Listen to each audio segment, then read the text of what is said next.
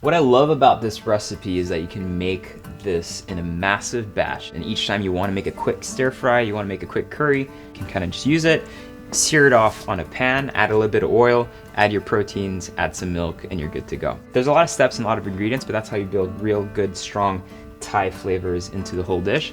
I'm gonna use a very traditional method to make the paste, but if you have a food processor at home, you can just chuck everything in there and kind of just whiz it up. We're gonna start with our black peppercorns. And what I wanna do here is just kind of really pulse this through to make it a nice fine powder. So once that's nicely ground up, we can start with our different roots. So I've got a little bit of ginger here. So we really want to make sure to just cut everything as thinly and as small as possible so that we don't have to work too much to really get it nice and ground up. I'm gonna do the same thing with about 5 cloves of garlic, just give them a nice mince.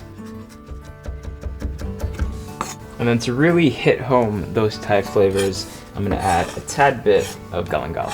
So galangal is actually very similar in looks to ginger, but I actually find it a bit more aromatic, and you'll find it a lot in Thai, Cambodian, and Laotian cooking. When you put it in dishes, you can really taste it, and it brings it to a whole new level for me. Just like the ginger, we're gonna cut it up. You wanna work extra hard to get it nicely minced.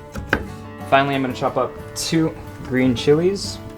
You can add more if you want it spicier, so just nice fine slices. And I'm gonna do the same thing with my coriander. So I'm gonna use mostly the stalks, and then we're gonna add just about 1 tablespoon. Then we're gonna take a couple of Kaffir Lime leaves, we're gonna roll them up, and we're gonna slice them out really thinly. Now the flavor that Kaffir Lime leaves actually bring to a dish for me is unforgettable. It's really kind of citrusy, and you wanna get nice thin strands, because these will be tough to break down. 2 last steps, so we've got our onion here. Just gonna mince that very quickly. We're gonna use a little bit of lemongrass. So lemongrass is kind of really tough, so you don't want to bite into big pieces of it when you're cooking with it. So it's very important. We're not gonna use much of it. We're gonna really take care to thinly slice it.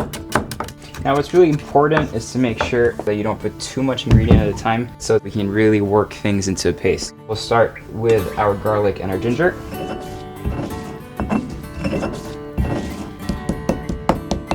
And then we can start adding all the ingredients in little by little, just making sure we work everything at a pace before we add more things into it.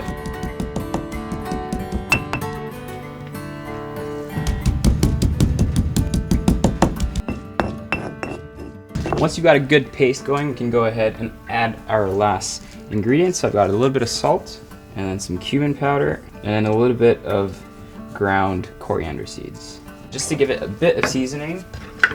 Now remember, this is a paste, so when you're cooking with it, you can actually add more seasoning to it. So we're just gonna add a little bit of our shrimp paste there to just really give that authentic Thai flavor. And finally, to tie everything together, just a little bit of peanut oil. So all that hard work finally pays off, and you have this beautiful, fragrant green curry paste that you can keep for at least 2 weeks, even more, in your fridge, and just add this up to all your dishes, and it will just bring so much intense flavor to everything.